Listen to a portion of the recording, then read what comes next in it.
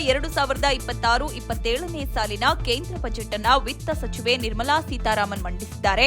ಒಟ್ಟಾರೆ ವಿಕಸಿತ ಭಾರತದ ಗುರಿಯನ್ನ ದೃಷ್ಟಿಯಲ್ಲಿಟ್ಟುಕೊಂಡು ಬಜೆಟ್ ತಯಾರಿಸಲಾಗಿದೆ. ವೈಯಕ್ತಿಕ ಆದಾಯ ತೆರಿಗೆ ಪದ್ಧತಿಯಲ್ಲಿ ಯಾವುದೇ ಬದಲಾವಣೆ ಮಾಡಲಾಗಿಲ್ಲ. ಈ ಬಾರಿಯ ವಲಯವಾರು ಬಜೆಟ್ ಹೈಲೈಟ್ಸ್ ಹೀಗಿದೆ. ಕೈಗಾರಿಕೆ, ಸಣ್ಣ ಮತ್ತು ಮಧ್ಯಮ ಕೈಗಾರಿಕೆಗೆ 10,000 ಕೋಟಿ ಸಾಲದ ನೆರವು. ಸೆಮಿಕಂಡಕ್ಟರ್ ಯೋಜನೆಗೆ 40,000 ಕೋಟಿ ಮೀಸಲು. ಔಷಧೀಯ ವಲಯ ಉತ್ತೇಜನಕ್ಕೆ 10,000 ಕೋಟಿ. ಕಂಟೈನರ್ ಅಭಿವೃದ್ಧಿ ಯೋಜನೆಗಾಗಿ 10,000 ಕೋಟಿ. ಮೆಗಾ ಟೆಕ್ಸ್ಟೈಲ್ ಪಾರ್ಕ್ ಘೋಷಣೆ. ಟೆಕ್ಸ್ಟೈಲ್ ಕ್ಷೇತ್ರದ ಅಭಿವೃದ್ಧಿಗೆ ರಾಷ್ಟ್ರೀಯ ನೀತಿ ಘೋಷಣೆ. ಖಾದಿ ಉದ್ಯಮದ ಅಭಿವೃದ್ಧಿಗೆ ಕೇಂದ್ರದಿಂದ ಹೊಸ ಯೋಜನೆ. ಕೃಷಿ, ಹೈನುಗಾರಿಕೆಗೆ, ಪಶುಸಂಗೋಪನೆಗೆ ಉತ್ತೇಜನೆ. ಖಾದಿ, ಗುಡಿ ಕೈಗಾರಿಕೆ ಒತ್ತು ನೀಡಲು ಕ್ರಮ. ತೆಂಗಿನಕಾಯಿ ಬೆಳೆ ಸಂಸ್ಕರಣೆ, ರಫ್ತಿಗೆ ಒತ್ತು. ಹೆಚ್ಚು ಇಳುವರಿ ಬರುವಂತೆ ಮಾಡುವ ಹೊಸ ತಳಿ ಅಭಿವೃದ್ಧಿ. ದಿನಸಿ ಅಂಗಡಿ ಆರಂಭಿಸುವ ಮಹಿಳೆಯರಿಗೆ ಉತ್ತೇಜನ.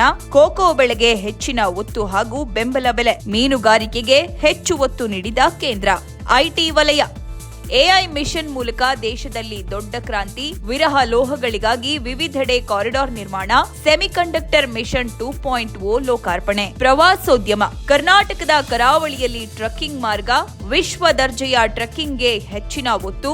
ವಿಶ್ವ ದರ್ಜೆಯ ಟ್ರಕ್ಕಿಂಗ್ಗೆ ಭಾರತದಲ್ಲಿ ಅವಕಾಶ.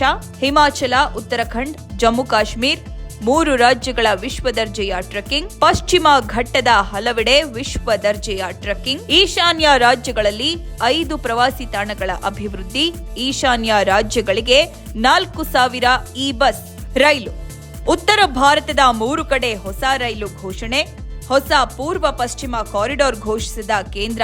ಸರಕು ಸಾಗಾಣೆಗೆ 7 ಹೈಸ್ಪೀಡ್ ರೈಲುಗಳ ಕಾರಿಡಾರ್ಗಳ ಪ್ರಸ್ತಾಪ. ಮುಂಬೈನಿಂದ Pune, Pune to Hyderabad, Hyderabad to Bengaluru, Bengaluru to Chennai, Hyderabad to Chennai, Delhi to Varanasi.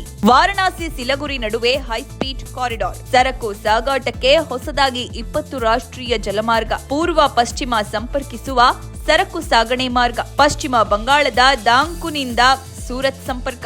ಆರೋಗ್ಯ, ಭಾರತವನ್ನ ಔಷಧಿಗಳ ಹಬ್ ಮಾಡುವ ಗುರಿ. 5 ಪ್ರಾದೇಶಿಕ ಮೆಡಿಕಲ್ ಹಬ್ಗಳ ಘೋಷಣೆ. ಮೆಡಿಕಲ್ ಟೂರಿಸಂ ಯೋಜನೆಗೆ ಉತ್ತೇಜನ. 3 ಆಯುರ್ವೇದ ಸಂಸ್ಥೆಗಳ ಘೋಷಣೆ. ಆಯುರ್ವೇದ ಔಷಧಿಗಳ ರಫ್ತು ಮಾಡಲು ಕ್ರಮ. ವೃದ್ಧರಿಗೆ ಮೆಡಿಕಲ್ ಸೌಲಭ್ಯ. ಹೊಸದಾಗಿ 3 ಏಮ್ಸ್ ಆಸ್ಪತ್ರೆ ನಿರ್ಮಾಣ. ಮೆಂಟಲ್ ಟ್ರಾಮಾ ಕೇರ್ ಸೆಂಟರ್ಗೆ ಒತ್ತು. ಉತ್ತರ ಭಾರತಕ್ಕೆ 2 ನಿಮ್ಹಾನ್ಸ್ ಘೋಷಣೆ. ಗುಜರಾತ್ನಲ್ಲಿ WHO ಕೇಂದ್ರ ಸ್ಥಾಪಿಸಲು ನಿರ್ಧಾರ. ದೇಶಾದ್ಯಂತ ಪಶು ವೈದ್ಯರ ಹೆಚ್ಚಳಕ್ಕೆ ಕಾಲೇಜು ನಿರ್ಮಾಣ. ಬಯೋಫಾರ್ಮಾಗೆ 40,000 ಕೋಟಿ ಹಂಚಿಕೆ. ಕ್ಲಿನಿಕಲ್ ಟ್ರಯಲ್ ಸ್ಥಳಗಳ ಅಭಿವೃದ್ಧಿ. ದೇಶಾದ್ಯಂತ 1,000 ಟ್ರಯಲ್ ಸ್ಥಳಗಳನ್ನ ನಿರ್ಮಿಸಲಾಗುತ್ತೆ. ಶಿಕ್ಷಣ, ಆರೆಂಜ್ ಎಕಾನಮಿಗೆ ಬೆಂಬಲ ನೀಡುವ ಯೋಜನೆ. ಅನಿಮೇಷನ್, ವಿಜುವಲ್ ಎಫೆಕ್ಟ್, ಗೇಮಿಂಗ್ ಮತ್ತು ಕಾಮಿಕ್ಸ್ ವಲಯಗಳಿಗೂ ಉತ್ತೇಜನ ನೀಡುವ ಉದ್ದೇಶ. ಇದಕ್ಕಾಗಿ 15,000 ಸೆಕೆಂಡರಿ ಶಾಲೆಗಳಲ್ಲಿ ಲ್ಯಾಬ್ಗಳು. 500 ಕಾಲೇಜುಗಳಲ್ಲೂ ಲ್ಯಾಬ್ಗಳ ಸ್ಥಾಪನೆಗೆ ನಿರ್ಧಾರ.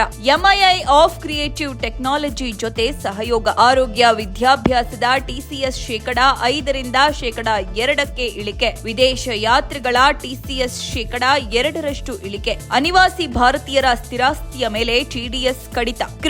ಕ್ರೀಡಾ ವಲಯದ ಅಭಿವೃದ್ಧಿಗೆ ವಿಶೇಷ ಯೋಜನೆ. ಖೇಲೋ ಇಂಡಿಯಾ ಮಿಷನ್ ಘೋಷಣೆ. ಹೊಸ ಕ್ರೀಡಾ ಸಂಕೀರ್ಣಗಳ ಘೋಷಣೆ. 10 ವರ್ಷಗಳಿಗೆ ಹೊಸ ಖೇಲೋ ಇಂಡಿಯಾ ಮಿಷನ್. ಮಹಿಳೆಯರಿಗೆ ಲಖ್ಪತಿ ದೀದಿ ಯೋಜನೆ. ಗ್ರಾಮೀಣ ಮಹಿಳೆಯರಿಗಾಗಿ ಶಿ ಮಾರ್ಟ್ಸ್. ಲಖ್ಪತಿ ದೀದಿಯ ಮುಂದುವರಿದ ಭಾಗವಾಗಿ ಶಿ ಮಾರ್ಟ್ಸ್. ಮಹಿಳೆಯರನ್ನ ಆರ್ಥಿಕ ಸಬಲರನ್ನಾಗಿ ಮಾಡುವುದಕ್ಕೆ ಕ್ರಮ. ದಿನಸಿ ಅಂಗಡಿ ಆರಂಭಿಸುವ ಮಹಿಳೆಯರಿಗೆ ಉತ್ತೇಜನ. ಮೂಲ ಸೌಕರ್ಯ ಮತ್ತು ಅಭಿವೃದ್ಧಿ. 5 ಲಕ್ಷಕ್ಕೂ ಹೆಚ್ಚು ಜನರಿರುವ ನಗರಗಳ ಮೂಲಸೌಕರ್ಯ ಅಭಿವೃದ್ಧಿ. ಟೈರ್ 2 ಮತ್ತು 3 ನಗರಗಳ ಮೂಲಸೌಕರ್ಯ ಅಭಿವೃದ್ಧಿಗೆ ಒತ್ತು. ಆದಾಯ ತೆರಿಗೆ.